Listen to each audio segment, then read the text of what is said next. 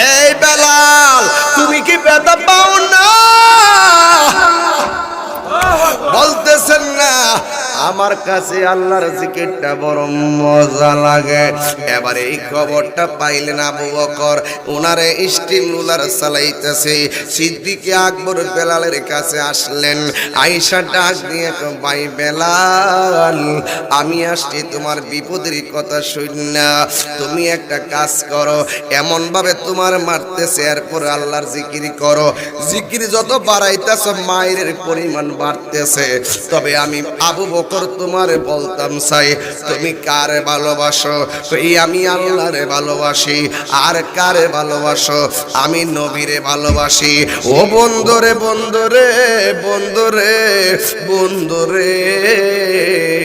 এবার আবু বকর বলেন বেলাল, তুমি যে আল্লাহরে ভালোবাসো আমার আল্লাহ জানে কিনা?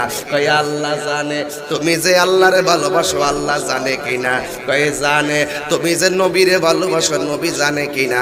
কই জানে। তাইলে কিছুক্ষণের জন্য আল্লাহর নামটা বলা বন্ধ করো, মনে মনে আল্লাহর জিকির করো।